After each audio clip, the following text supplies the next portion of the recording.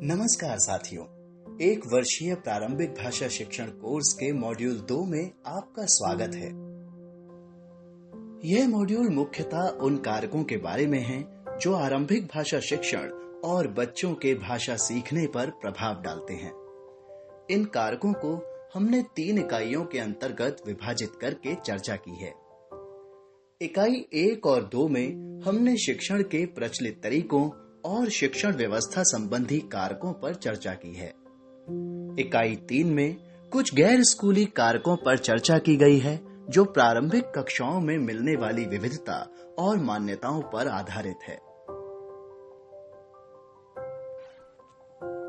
इकाई 1 कक्षा में भाषा शिक्षण की प्रचलित विधियां। इस इकाई में हमने भाषा की कक्षाओं में होने वाले शिक्षण के प्रचलित तरीकों को असल केस स्टडीज, प्रारंभिक साक्षरता से जुड़े कुछ शोध के निष्कर्षों व कक्षाओं के वीडियो के माध्यम से आप सभी के सामने प्रस्तुत करने का प्रयास किया है।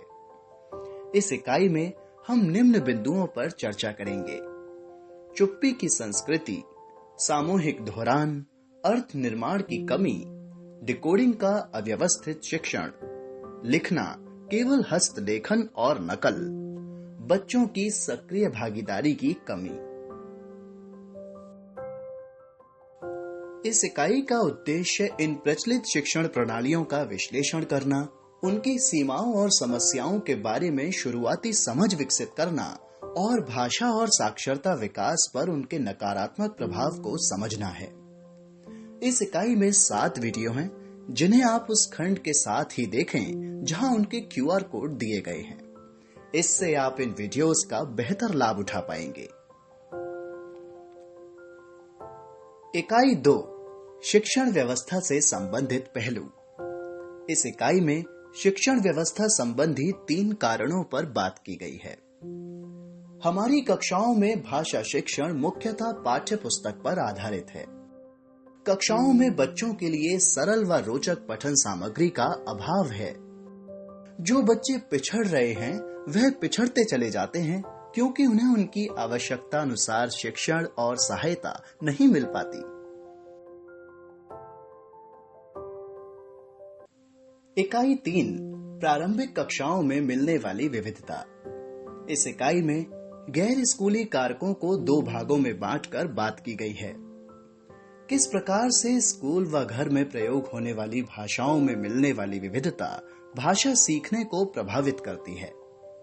असाक्षर या अल्प परिवेश से आने वाले बच्चों को किन परेशानियों का सामना करना पड़ता है।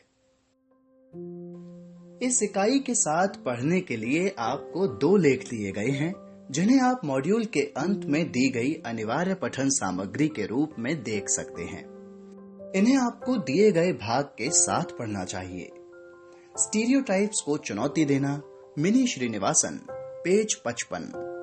एक बहुभाषीय कक्षा का दृश्य, रजनी द्विवेदी, पेज 58। चलिए मॉड्यूल 2 को पढ़ने और सीखने का सफर शुरू करते हैं। ध्यान रहे, मॉड्यूल 2 सप्ताह का है। इस मॉड्यूल के दौरान आपको मॉड्यूल का स्व अध्ययन करना होगा। मेंटर के साथ चर्चा कॉल या मीटिंग में सक्रिय भागीदार होना होगा। मॉड्यूल में दिए गए किन्हीं 2 से 3 अभ्यास कार्यों को करना होगा। साथ ही मॉड्यूल की समय सारणी के अनुसार अंतिम 5 दिनों में मॉड्यूल पर आधारित क्विज करना होगा। किसी भी समस्या के समाधान हेतु आप अपने मेंटर को कॉल या व्हाट्सएप कर सकते हैं। धन्यवाद।